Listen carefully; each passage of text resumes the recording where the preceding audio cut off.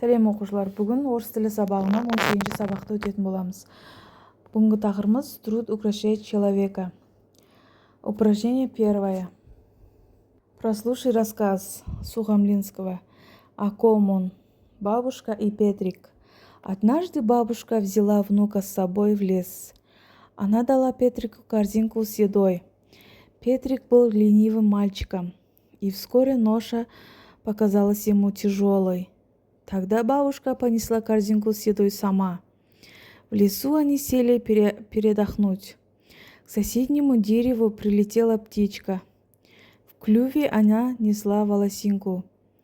Петрик увидел на дереве большое волосиное гнездо, а птичка улетела и вскоре возвратилась с волосинкой в клюве. Петрик широко раскрыл глаза от удивления. «Неужели она каждый раз приносила по волосинке и построила гнездо?» – прошептал он. «Да», – ответила бабушка, – «это трудолюбивая птичка».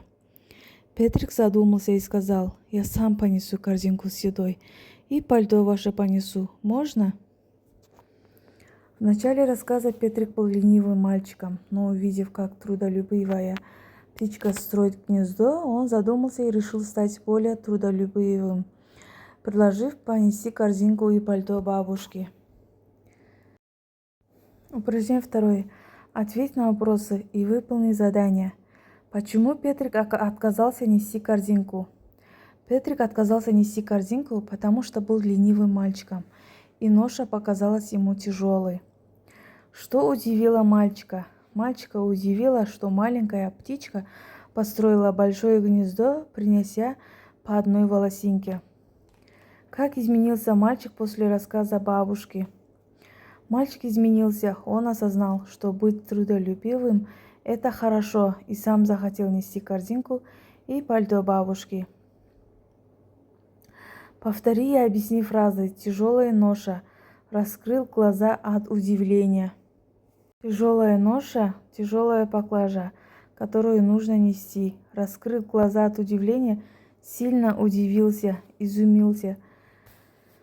Составь 2 уточняющих вопроса к тексту по образцу. Ответь на вопросы одноклассника. Действительно ли Петрик был ленивым мальчиком? Нет, Петрик не был ленивым. Он просто не понимал, насколько тяжело было его бабушке. Действительно ли корзинка была такой тяжелой, как показалось Петрику?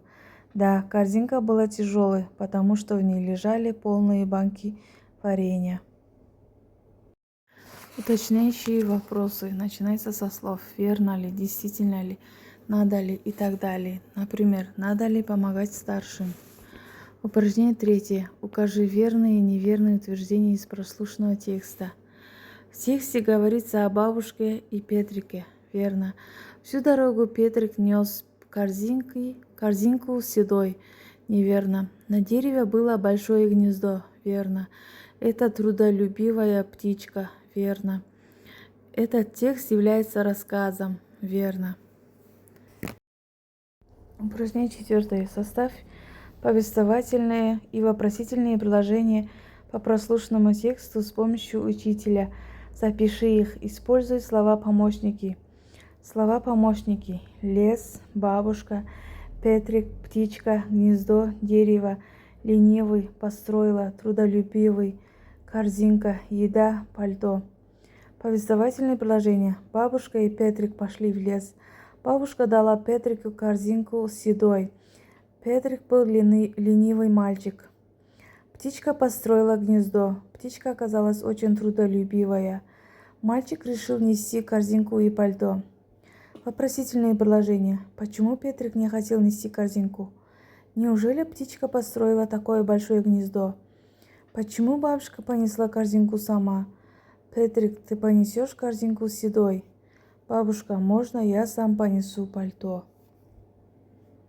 Упражнение 5. Продолжите утверждение, поделитесь своим мнением. Я предполагаю, что труд украшает человека, потому что он позволяет человеку развиваться, достигать цели и раскрывать свои лучшие качества. Труд имеет важное значение для жизни человека, поскольку он не только обеспечивает средства к существованию, но и способствует индивидуальному развитию.